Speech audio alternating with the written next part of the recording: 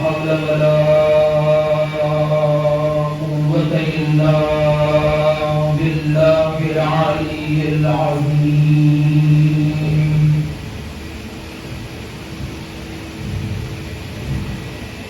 أعوذ بالله من الشيطان اللعين الرجيم.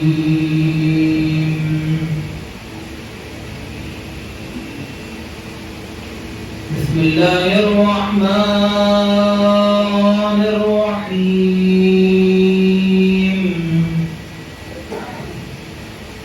الحمد لله رب العالمين. الحمد لله الذي ليس لقضائه ضافع ولا لعطائه مانع ولا كصنعه صنع ثاني وهو الجواد الوافع. فضرع جناس البداء وعطنا بحكمته الصناء فلا تخف عليه الطلاء ولا تفي عنده البداء. والصلاة والسلام على سيدنا ونبينا مولانا بالقاسم محمد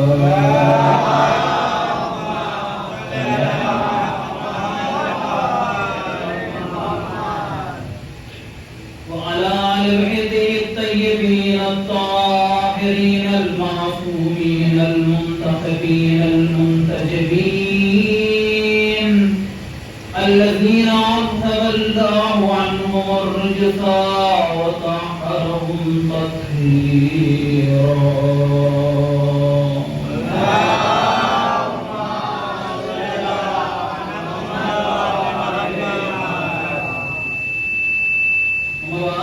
قال الله تبارك وتعالى في القرآن الكريم. بسم الله الرحمن الرحيم. ويطعمون الطعام على حبه مسكينا ويتيما وعسيرا إنما نطعمكم لوجه الله لا نريد منكم جزاء ولا شكورا. سبحان الله.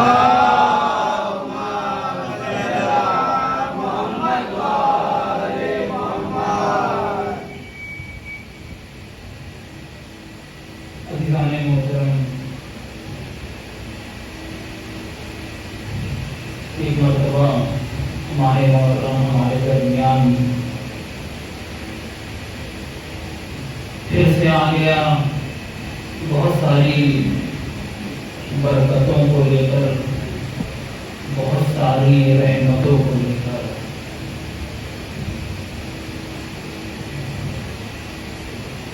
اسلامی کیلنڈر کے اعتبار سے 1445 1445 ہجری 2023 تو محرم ہمارے سامنے ہے. عزیزوں، غور کرنے والی بات ہے، اگر نوٹس کریے تو چھوٹی چھوٹی باتوں میں بھی بہت بڑی بڑی باتیں سامنے آتی ہیں.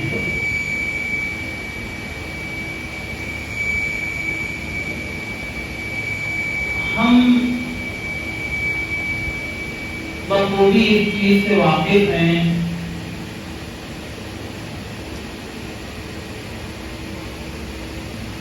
اگر غور کریے.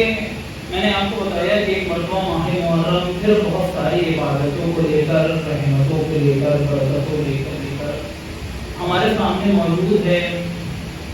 کہیں نہ کہیں اللہ نے ہمیں پھر ایک بار توفیق دی ہے کہ ہم ماہ مبارک محرم میں جو اللہ کی طرف سے بھی ایک پاک و پاکیزہ مہینہ ہے، ایک مرتبہ پھر فرش عزائے حسین سید الشہداء کو بچھائیں اور حسین دل کے ماتم کریں۔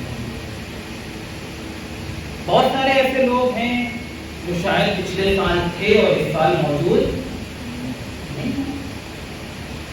اچھا، ہمارے ہی گاؤں کے، ہمارے درمیان جنہوں نے برسوں اس گاؤں کے لیے خدمت ہر لحاظ سے، جب کوئی نہ مولوی تھا، نہ کوئی عالم دین تھا، نہ کوئی مولانا تھا، بہت سارے لوگوں کا بیان ہے۔ کل ہی بات ہو رہی تھی تو کچھ لوگوں نے ذکر کیا، ارے مولانا تو ابھی 14-15 سال سے آنا شروع ہوئے ہیں، اس سے پہلے کون ساری چیزوں کو انجام دیتا تھا؟ ارے ہم نے بھی کہیں نہ کہیں 2-3 سال ان کو دیکھا اپنے سامنے، پچھلے سال تھے، اس سال موجود۔ آپ سب سمجھتے ہوں گے کہ میں کس کی بات کر رہا ہوں۔ تو ہم لوگ عزیزان محترم، کی چھوٹی سی بات ہے لیکن غور کرنے والی بات ہے، ہم لوگ جو فرش اعضاء پر ہم کو ایک مرتبہ پھر موقع ملا ہے، یہ نہیں ہے کہ آپ کہیے کہ جو کوئی انسیڈنس ہے، ایک اتفاق ہے، اتفاقاً ہم کو موقع مل گیا، نہیں عزیزان محترم، اللہ کی طرف سے ایک مرتبہ ہم کو پھر ہدایت کا موقع ملا ہے، پھر اپنے گناہوں کی بخشش کروانے کا موقع ملا ہے۔ میں پھر آپ سے بیان کر رہا ہوں، یہ مجلس، یہ فرش اعضاء، یہ عزائے حسین سید الشہداء کوئی معمولی چیز نہیں ہے کہ جس کو ہم ایسے ہی بیان کر کے نکل جائیں۔ اس کے اندر بہت ساری ایسی برکتیں ہیں کہ اگر ہم محسوس کریں گے تو آج ہمارے سامنے آئے گی۔ آپ نوٹس کریے اس بات کو عزیزان محترم کہ آج پوری دنیا میں ادھر محرم کا چاند نمودار ہوا، شاید ہی دنیا کا کوئی ایسا منطقہ ہو، کوئی ایسا حصہ ہو کہ جہاں پر فرش عزائے حسین نہ بچھائی گئی ہو۔ عزیزان محترم، کہیں بھی آپ چلے جائیے، محرم سے پہلے تیاری موجود ہے کہ ہم کو پہنچنا ہے، فرش اعضاء بچھانی ہے، پٹکے لگانے ہیں، علم کا انتظام کرنا ہے، لائٹوں کا انتظام کرنا ہے، بینر کا انتظام کرنا ہے۔ عزیزان محترم، یہ جو آج ہوڑ اور ایک ہجوم میں پورا گروپ کا گروپ حسین کے پیچھے دوڑ رہا ہے، عزیزان محترم، یہ کون ہے جو حسین کے پیچھے لوگوں کو لے کر جا رہا ہے؟ سوچنے والی بات ہے، دنیا میں نہ کوئی ایسا نبی ہوا، نہ دنیا میں کوئی ایسا امام ہوا حسین جیسا کہ جو حسین کی طرح آ کر اس طرح لوگوں کو خدمت کرے کہ آج سے 1400 سال پہلے وہ اس دنیا سے جا چکے، لیکن جانے کے بعد بھی آج بھی کوئی اگر حسین کے نام پر کسی کو بلاتا ہے تو انسان سوچتا ہے کہ نہیں، اگر دعوت ہوتی شادی کی تو میں منع کر دیتا، لیکن بات ہے مجلس کی تو میں سرے وقت پہنچوں گا۔ عزیزان محترم، اگر کسی بھی فنکشن میں آپ جائیے، چاہے شادی ہو، کوئی ایونٹ ہو، مہمان نوازی ہو، کچھ بھی ہو، اگر آپ کو جگہ نہیں ملے گی، آپ دوسرے دن جا کر مہمان نواز سے ضرور شکایت کریں گے کہ دیکھیے کیسا انتظام ہے آپ کا، ہم کل آپ کے آئے تھے دعوت میں، کل ہم آپ کے آئے تھے شادی میں، کل ہم آپ کے آئے تھے اس پروگرام میں، لیکن آپ کو کوئی جگہ نہیں ملی۔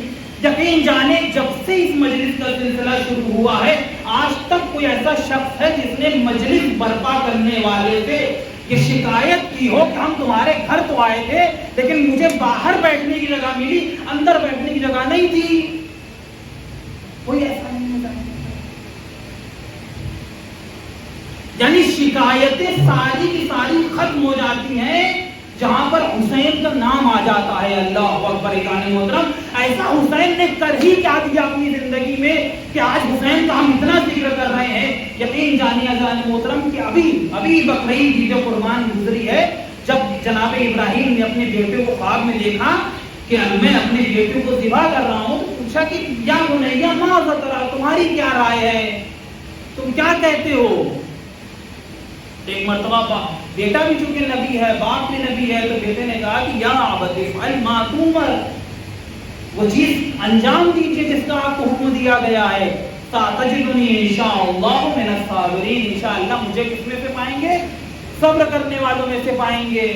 کیا ہوا؟ جناب ابراہیم نے اپنے ہاتھ میں چھری لی، پارچہ لیا اور گھر سے روانہ ہو گئے. روایتیں بیان کرتی فلما اسلما وطلعوا للجبین، جب دونوں تیار ہو گئے کہ اب قربانی کرنا ہے، محترم روایات بیان کرتی ہیں کہ بیٹے نے کہا کہ باپ، اے میرے ابا، مجھے قربان ہوتے ہوئے آپ دیکھ نہیں پائیں گے،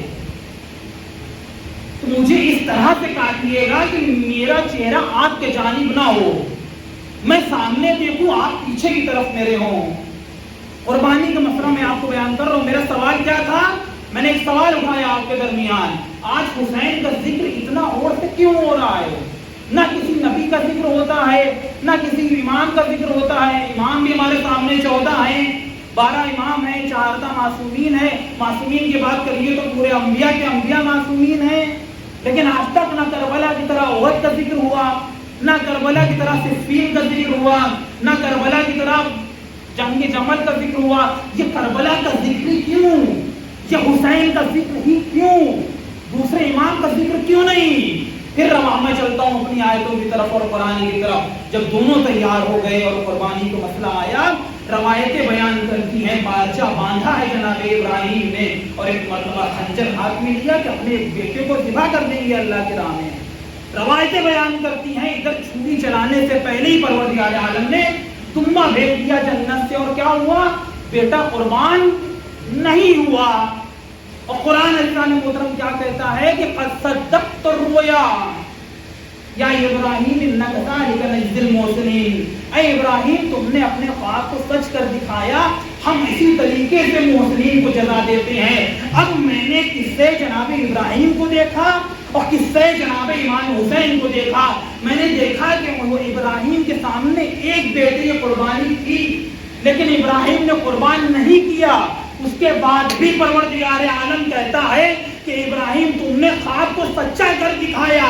اب اگر ابراہیم کی یہ قربانی روز قیامت تک باقی رہنے والی ہے تو اس حسین کی کیا منزلت ہوگی جس نے صرف قربان ہی نہیں، ایک کو نہیں جان محترم، اپنے سامنے 72 افراد کو قربان بھی کیا، اور اس کے بعد سجدے میں جا کر کہا اے میرے اللہ ربنا تقبل منا ھذا القربان، اے میرے اللہ ہماری طرف سے اس قربانی کو قبول فرمانا. آج یہ جو عزاداری، آج یہ ذکر امام حسین باقی ہے، یہ بتا رہا ہے کہ حسین کی قربانی آج بھی زندہ ہے اور کل بھی زندہ رہے گی. صلوات بھیجے محمد.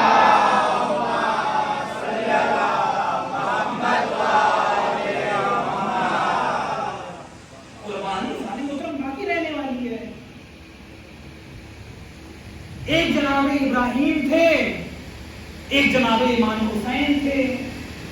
قربانی دونوں نے پیش کی. ایک کی طرف سے بیٹا قربان نہیں ہوا، ایک کی طرف سے 72 افراد قربان ہو گئے. آج جانے محترم اس کے لیے کتنے انتظام ہوتے ہیں، کہاں کہاں سے انسان چلا آ رہا ہے دور دراز سے سفر کرتے ہوئے کہ چلو اب کی بار اپنے وطن کا محرم کریں گے، اپنا گھر کا محرم کریں گے. لوگ کہیں کہیں سے پورے انڈیا کے الگ الگ جگہ پہ کہاں کہاں سے موجود ہیں، لوگ باہر کے ممالک سے اپنے وطن تشریف لا رہے ہیں. کیا وجہ ہے؟ کون ہے عزیزان محترم کی جو حسین کے اندر ایسی کون سی کشش ہے جو لاکھوں لوگوں کو اپنی طرف ایک ہی وقت میں کھینچ کر لا رہی ہے؟ معمولی بات نہیں ہے. حسین بھی بتلانا چاہ رہے ہیں کہ اگر میں نے اپنا وطن چھوڑ کر، میں اگر غریب الوطنی میں قتل کر دیا گیا، میں اگر غریب الوطنی میں شہید کر دیا گیا، تو میرے جانے کے بعد اب میرا چاہنے والا ایسا ہوگا کہ میں اگر نہ بھی رہوں اور وہ کہیں بھی رہے، اگر کسی نے میرے نام کی پرشیادہ بچھائی تو وہ یہ پسند کرے گا کہ میں اپنے وطن میں جا کر محرم کروں گا. ایسا غریب الوطن جس نے ہر غریب الوطن کو اپنا وطن دکھا دیا، اسے حسین کہتے ہیں. صلوات بھیجو محمد.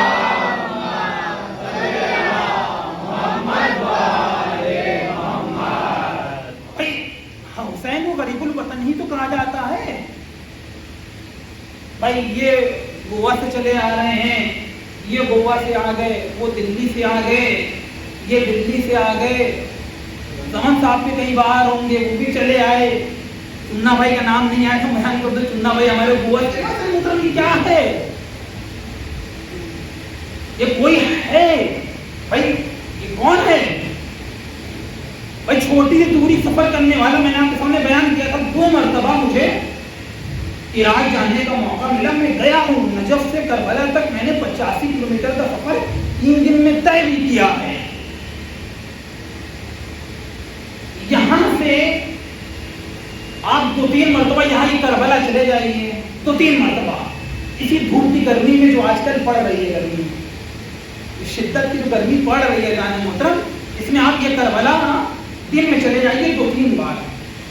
और जब आइएगा जाने मोहतरम, मैं पूछूंगा क्या कैफियत है आपकी, तो आप मुझे ना पूछें आप भी कैसी बात कर रहे हैं, पसीने में तर हूँ, उसके बाद भी आप पूछ रहे हैं क्या कैफियत है आपकी। अज़ीज़ान मोहतरम, इससे ज्यादा शदीद गर्मी भाई इराक कहाँ, इंडिया कहाँ? आप टेम्परेचर खोल के अभी देखिए नजफ और करबला का, और एक टेम्परेचर आप यहाँ का देखिए, अभी आपको पता चलेगा कितना फर्क है, कितना डिफरेंस है दोनों के बीच में। अजीजों, लाखों नहीं करोड़ों का मजमा इसी गर्मी में, इसी तापनाक तपिश में अज़ीज़ान मोहतरम नजफ से करबला तक 85 किलोमीटर 2 से 3 दिन में तय कर रहा है। और तय करने के बाद जब ज़रीह मुक़द्दस हुसैन पर पहुंचता है तो एक मर्तबा यही कहता है कि मैंने सफर तो तय कर लिया, लेकिन मुझे महसूस ही नहीं हुआ कि मैं नजफ से करबला तक चला आया। अजीजों, यहाँ 2 मरतबा करबला का चक्कर हमारे ऊपर गिरा गुजर गया, वहां वो नजफ से लेकर करबला हमारे ऊपर गिरा न गुजरी।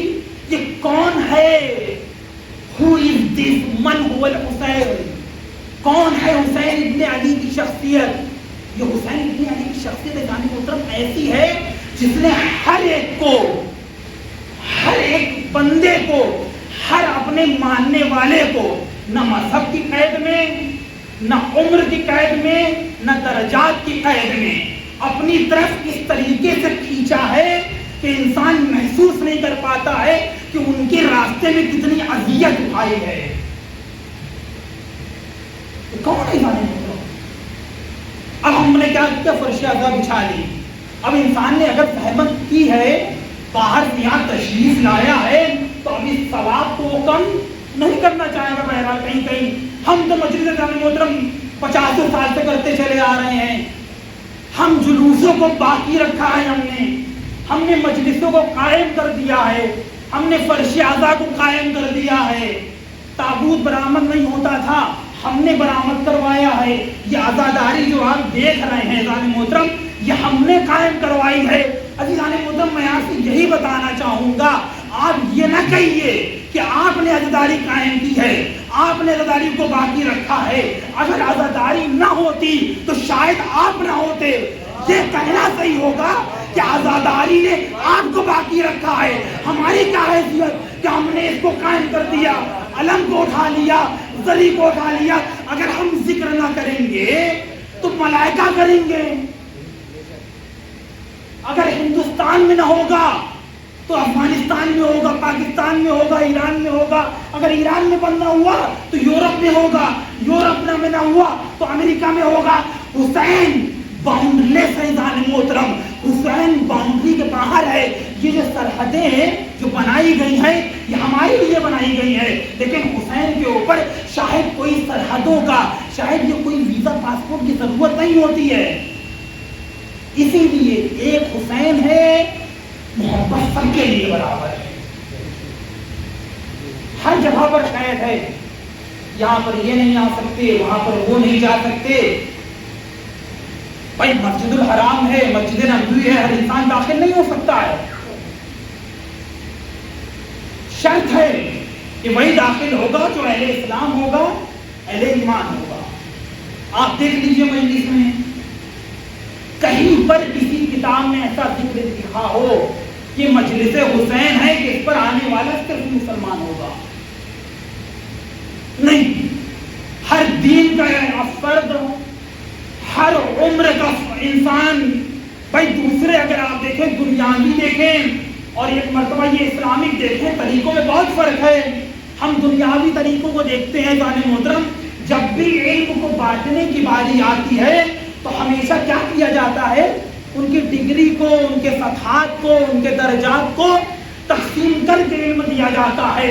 لیکن واحد یہ فرشگاہ ہے حسین ابن علی ہے کہ جہاں پر ضعیف بھی آتا ہے تو وہ بھی علم لے کر جاتا ہے، اور اگر ماں کی آغوش میں ایک چھوٹا سا بچہ آتا ہے تو وہ بھی علم لے کر جاتا ہے. صلوات بھیجے محمد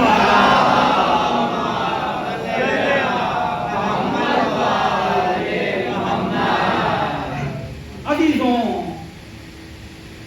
اب ہم چلتے ہیں اپنے ایک بہترین اور میجر نقطے کی طرف، جس کی طرف میں اشارہ کرنا چاہتا ہوں آپ کو.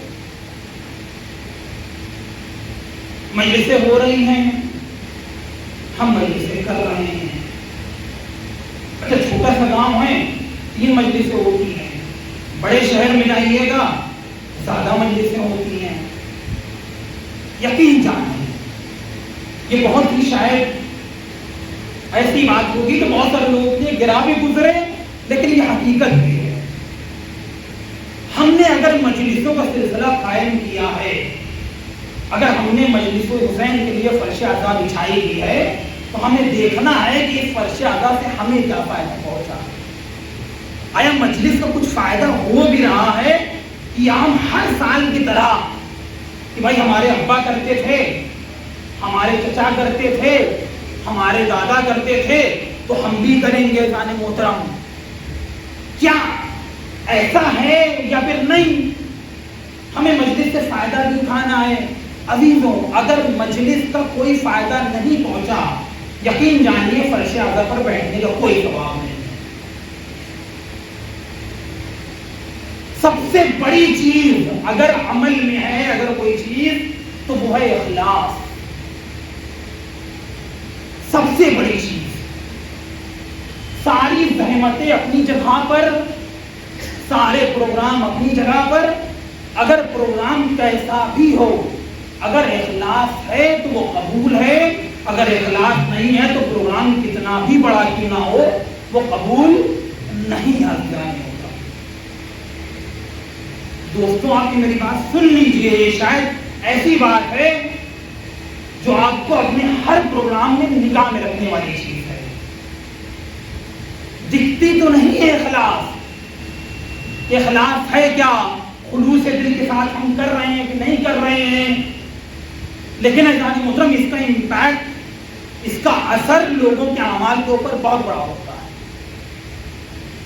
اگر شہزادی کی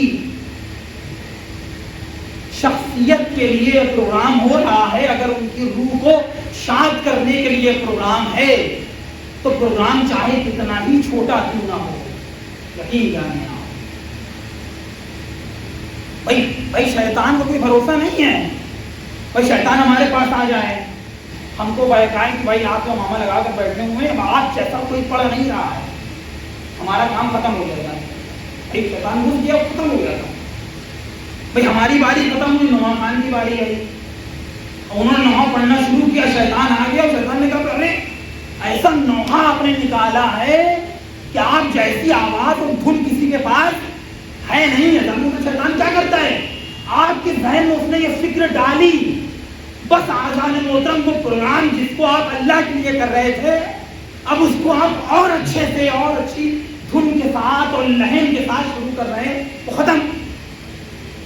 تبرک کی بات آئی، آپ نے تبرک بانٹنا شروع کیا، شیطان آپ کے ذہن میں نفوذ کر گیا، ارے اتنا اچھا تبرک. اب آپ جیسی مجلس کے بعد تبرک کسی کا مجلس میں بٹے گا نہیں ہے جان محترم. بس شیطان کیا کر رہا ہے؟ وہ دکھتا تھوڑی نہیں ہے جان محترم، اسے کام تو یہی ہے، وہ چھوٹی سی فکر کو پیدا کر دیتا ہے جو سارے اعمال کو جان محترم ڈبا لے جاتا ہے.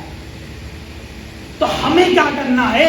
انہی تمام حربے سے بچتے ہوئے انہی تمام مجلس کو باقی رکھنا ہے، عزا کو باقی رکھنا ہے، اور ہمیں اس بات کو یقین لانا ہے کہ یہ فرش عزا ہمارے لیے ایک سرمایہ بقائے ذات عزیز مانحت، اگر فارسی میں آپ کہیے تو یہ ہمارے لیے باقی رکھنے والی ذات ہے جس نے ہماری ذات کو اور ہم کو باقی رکھا ہے. محترم وہ کیا ہے؟ وہ مجلس ہے، وہ مجلس آغاز سید الشہداء ہے. میں نے بیان کیا آپ کے سامنے کہ اخلاص بہت بڑی عبادت ہے. اگر اخلاص عمل میں ہے تو عمل قبول ہے، ورنہ عمل کیا ہے؟ اللہ کی بارگاہ میں رد کر دیا جائے گا. اور آپ دیکھ لیجئے کربلا میں کیا ہوا. حسین نے کسی کو نہیں دکھایا. کوئی بھی عمل اگر انجام دیا ہے، حتیٰ کہ حسین کا خروج بھی اگر ہوا ہے، امام حسین نے بیان کر دیا ہے کہ میں نے اپنے خروج کو بیان کیا ہے، تو کیوں کیا ہے؟ تاکہ اپنے بابا کی، اپنے نانا کی سیرت کو لوگوں کے درمیان قائم کر سکوں، امر بالمعروف کر سکوں اور نہیں عن المنکر کر سکوں. یہی مجلس کا ایوان محترم ہدف ہے. حسین نے جملہ گھر سے نکلتے وقت ارشاد فرمایا تھا کہ میں امر بالمعروف نہیں عن المنکر، اچھے کاموں کا حکم، برائی سے روکنا، اپنے بابا کی اور نانا کی سیرت پہ لوگوں کے درمیان قائم کرنا چاہتا ہوں. یہی عزیزان محترم مقصد شہادت حسین بھی تھا اور ہماری مجلس کا مقصد بھی یہی ہونا چاہیے. کیا منظر ہے کہ حسین کے گھر سے نکلنے کا وقت ہے. حسین نے اگر سفر کیا ہے تو اللہ کے لیے سفر کیا ہے. حسین نے اگر گھر سے خروج کیا ہے تو خروج میں اخلاص تھا. یزید کی طرف سے حکم آیا کہ حسین کو قبضے میں لو، بیعت طلب کرو، بیعت نہ دے سر قلم کرو. کیا ہوا؟ ولید مدینہ میں موجود ہے. حسین کو پیغام پہنچایا کہ یزید کی طرف سے حکم ہے، آپ کو قبضے میں لینا ہے، بیعت کے لیے مطالبہ کرنا ہے، اگر بیعت نہیں ہوتی سر قلم کرنا ہے. حسین نے مولا عباس کو، جناب علی اکبر کو اور ایک دو بنی ہاشم کے افراد کو اپنے ساتھ میں لیا ولید کے دربار. ولید نے یزید کا جو بھی حکم تھا حسین کے سامنے رکھا. روایتیں بیان کرتی ہیں حسین تنہا دربار میں گئے تھے. عباس سے کہا تھا کہ تم دروازے پر ہی ٹھہرو، میں بھی آتا ہوں. ایک مرتبہ ولید نے حسین کے سامنے اپنا پیام رکھا. حسین نے کہا کہ دیکھو ابھی شب کا وقت ہے، کل صبح میں بھی بات کرتا ہوں، کل صبح تم بھی اپنی بات رکھنا، پھر ہم دیکھتے ہیں کہ اس بات کے اوپر ہم کہاں تک پہنچتے ہیں. روایتیں بیان کرتی ہیں کہ اتنا ہونا تھا کہ ایک مرتبہ حسین گھر کی طرف تشریف لانے لگے. مروان کھڑا ہوا، اس نے ایک جملہ کہا، اگر آج تم نے ابن امیر المومنین کو جانے دیا تو دوبارہ کبھی ہاتھ نہیں آئے. روایتیں بیان کرتی ہیں اتنا جملہ سننا تھا کہ ایک مرتبہ حسین نے ایک جملہ ارشاد فرمایا، جب نظر کا اے فاحشہ عورت کی بیٹے تمہارے اندر اتنی ضرورت، میرے لیے ایسا جملہ کہو. حسین کی آواز بلند ہونی تھی. روایتیں خود شیخ مفید علیہ الرحمہ سے روایت نقل ہوئی ہے کہ خود جناب عباس نے ایک مرتبہ دروازے پر لات ماری ہے، دروازہ ٹوٹ کر گرا. مولا عباس ایک مرتبہ دربار کے اندر آئے ہیں، ایک مرتبہ تلوار پر ہاتھ رکھی ہے. حسین نے روک لیا تھا، بھیا یہ کربلا نہیں ہے، یہ مدینہ ہے.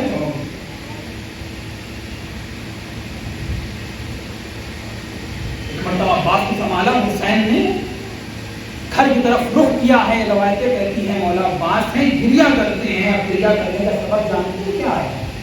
حسین نے پوچھا، عباس یہ جملہ نہیں بول رہے ہو؟ مولا عباس نے جملہ ارشاد فرمایا کہ جب ہم گھر سے نکل رہے تھے تو ایک مرتبہ شہزادی زینب نے ایک جملہ کہا تھا، ایک وصیت کی تھی کہ مجھے عباس تم پر بھروسہ ہے کہ تم اگر میرے بھائی کے ساتھ جا رہے ہو کہ میرے بھائی کے اوپر کوئی حرف نہیں آئے گا. روایتیں بیان کرتی ہیں بھیا میرے آقا میں یہی سوچ کر گریا کر رہا ہوں، اگر اس بات کی خبر زینب کو میری شہزادی کو لگ گئی کہ مروان جیسا ملعون اس نے میرے بھائی کے لیے ایک ایسی چیز کہی ہو تو میں کیا شہزادی کو منہ دکھاؤں گا. میں نے ایک مرتبہ ہاتھوں کو جوڑ دیا, میں نے کہا اے مولا ابو الفضل العباس, آج اپنے آقا کے بارے میں ایک جملہ نہ سن سکے, آؤ کربلا کے میدان میں لے چلیں جہاں پر آپ نہیں موجود ہیں. حسین تنو تنا ذوالجناح پر سوار ہے. اللہ اکبر. حسین ایک مرتبہ تشریف لائے ہیں, ایک مرتبہ جناب زینب ہے, روایتیں بیان کرتی ہیں امام حسین نے کہا ہے اے میری بہن زینب, مدینے سے رخصتی کا وقت ہے. ایک مرتبہ حسین الوداع کے لیے اپنے نانا کی قبر پر آتے ہیں, گریا کرتے ہیں اے میرے نانا جان, آج آپ کی امت کی وجہ سے مجھے مدینہ چھوڑنا پڑ رہا ہے. روایتیں بیان کرتی ہے حسین کی آنکھ لگ گئی ہے. کیا دیکھا ہے کہ ایک مرتبہ رسول خدا آئے ہیں, کہاں ہے اے میرے لال حسین, خدا چاہتا ہے تم مدینہ کو چھوڑ دو. اب حسین اٹھے ہیں, اپنی بھائی کی قبر پر آئے ہیں. روایتیں کہتی ہیں حسین نانا کی قبر پر گئے ہیں, بھائی کی قبر پر گئے ہیں, اپنے پیروں سے چلتے ہوئے گئے ہیں, لیکن جب بھائی کی قبر سے رخصت ہو گئے, روایتوں نے دیکھا کہ حسین ہے اپنی ماں کی قبر پر جا رہے ہیں, بلکہ پیروں کے بل نہیں ہے, گھٹنیوں کے بل چلتے ہیں. روایتیں کہتی ہیں حسین ایک مرتبہ شہزادی فاطمہ کی قبر پر آئے ہیں اور جملہ کہتے ہیں اے میری اماں, میرا آخری سلام قبول کرو.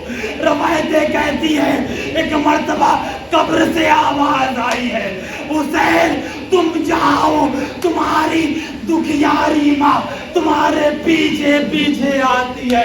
اب حسین کا قافلہ تیار ہوا ہے. روایتیں کہتی ہیں سارے افراد محمل میں سوار ہونا شروع ہو گئے ہیں, سب کا فہرست میں نام ہے سوائے جناب صغرا کا. روایتیں بیان کرتی ہیں, تاریخوں کے جملے ہیں, ایک مرتبہ جناب صغرا نے بیان کرنا شروع کیا ہے بابا سب تو جاتے ہیں مجھے نہ لے جاتے ہیں. روایتیں کہتی ہیں کہ ایک مرتبہ حسین نے جناب صغرا کی باتوں پر اتنی توجہ نہ دی ہے, صغرا نے ایک مرتبہ علی اکبر کو بلایا, اے بھیا علی اکبر, بابا جان سے آپ بات کریے, مجھے بھی اپنے ساتھ لے چلے, میں یہاں پر اکیلے اور تنہا نہ رہ سکوں گی. روایتیں کہتی ہیں جناب علی اکبر آئے ہیں, اپنی بہن کی بات کو رکھا ہے حسین سے. ایک مرتبہ حسین نے عجیب جملہ ارشاد فرمایا ہے اے میرے علی اکبر, اے میرے آنکھوں کے نور, میں صغرا کو اس لیے نہیں لے جانا چاہتا, اس لیے کہ میری صغرا کی شباہت میری اماں فاطمہ سے ملتی ہے. میں نہیں چاہتا کہ صغرا کا یہ چہرہ شام اور کربلا کے دیار میں پھرایا جائے. میں نے حسین کے ہاتھ کے سامنے ہاتھوں کو جوڑ دیا, میں نے کہا مولا آپ کو یہ برداشت نہیں ہے کہ صغرا کو دیار بدیار پھرایا جائے. آئیے عاشور کے بعد کا منظر دیکھیے, یہی جناب زینب ہے, ام کلثوم ہے, نہ کوئی مکنا ہے نہ کوئی چادر ہے. کربلا سے شام تک دیار بدیار سیعلم الذین ظلموا ایاہم منقلبون ينقلبون. پروردگار عالم ہماری اس قلیل سی عبادت کو درجہ قبولیت عنایت فرمانا. اے میرے اللہ, ہم سب کو اپنے ہر عمل میں خلوص جیسی نعمت کو اور برکت کو شامل کرنے کی توفیق دینا. ربنا تقبل منا انک انت السمیع العلیم.